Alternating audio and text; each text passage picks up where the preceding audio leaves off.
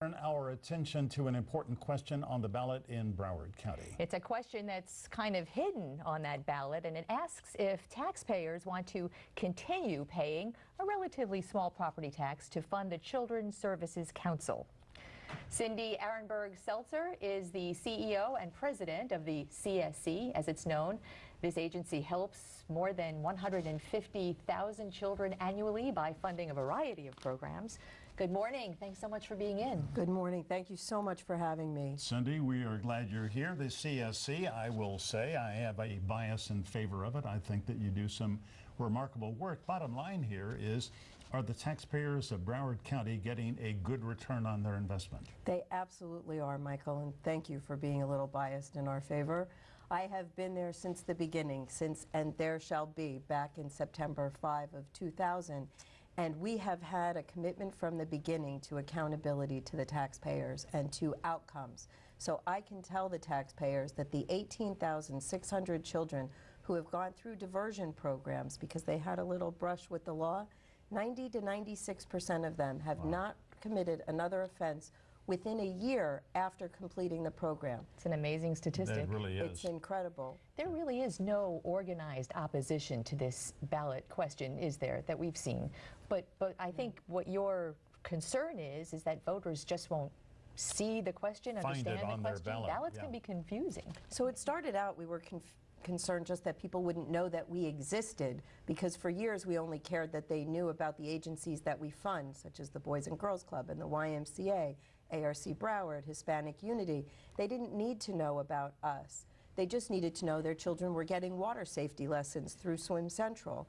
But now the concern is that they won't find us. All right, well, you have brought along, this took going to court and a little mediation too, but tell us, where is the question on the ballot and what voters are going to, if you haven't voted already or if you're voting earlier today in Broward County, you're going to find this. And what is this, Cindy? Explain. Yes. So every voter in Broward County should get within their privacy sleeve this bright yellow notice that tells them to look at the back of page 1 or the front of page 2, that there are 4 issues, and that the bottom one on the third column is the Children's Services Council. Right. It's not directing them how to vote. I can't do that either. I want them to do their research and see the great things that we do, but they need to make sure that when they vote, they know what they're voting on. Cindy, can you break down the numbers? What does it cost in property tax per property owner, and what does that fund? A $200,000 assessed value, $150,000 taxable value, they pay $73 a year. So that's an average 73, maybe a little more, maybe a little less. 20 cents a day, yes. And for that, 150,000 children a year are getting services that range from water safety, programs for moms with maternal depression. There are after-school programs. 8,000 children a year who are low income are getting after-school programs in elementary school, and the special needs. Glenna, what we've been doing with special needs is unprecedented in the country. Excuse me, how do you define special needs, Cindy? Children with special developmental or physical challenges. So it could be autism or Down syndrome, or it could be blind, deaf. Those children are getting specialized after-school and summer programs that are helping them gain the social skills. Oftentimes those children are brilliant, but they don't necessarily have the social skills in order to advance, and so it's really helping them. So how do you decide, how does the CSC decide which of those programs will get CSC funding and make sure that there's not a duplication of services? We lead the community in the Children's Strategic Plan that brings us all together to make sure that we're not duplicating efforts, that we're working together, and that as a community we're data-driven.